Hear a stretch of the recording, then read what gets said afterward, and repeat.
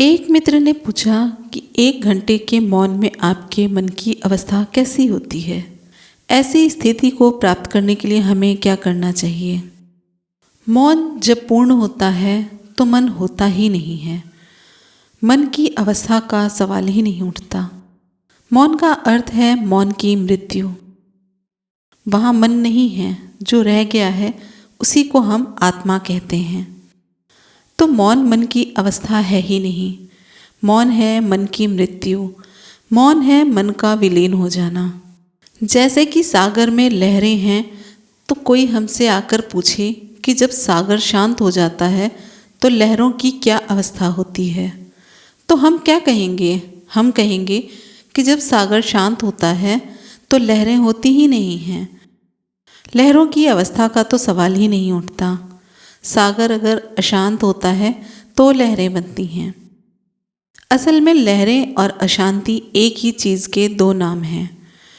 अशांति नहीं रही तो लहरें नहीं रही, रह गया सागर। मन है अशांति, मन है लहर। जब सब मौन हो गया तो लहरें चली गई, विचार चले गए, मन भी चला गया, रह गया सागर, रह गई आत्मा, रह गया परमात्मा।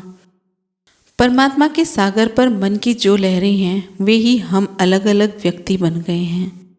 एक एक लहर को अगर होश आ जाए तो वो कहेंगी मैं हूँ। यह हमारी एक एक मन की अशांत लहरों का जोड़ है। ये लहरें विलीन हो जाएंगी तो आप नहीं रहेंगे, मन नहीं रहेगा, रह जाएगा सिर्फ परमात्मा, रह जाएगा एक चेतना का सागर। परिपूर्ण मौन मन की अवस्था नहीं है, मन की मृत्यु है। जैसे जैसे हम मौन होते हैं वैसे वैसे हम मन के पार चले जाते हैं। जितना ज़्यादा हम विचार से भरे होते हैं उतना हम मन के भीतर होते हैं। जितना विचार के बाहर होते हैं उतना ही मन के भीतर भी होते हैं।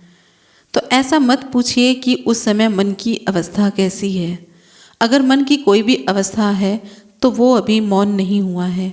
जब मौन होगा तो मन नहीं होगा। जहाँ मन है वहाँ मौन नहीं है, और जहाँ मौन है वहाँ मन नहीं है।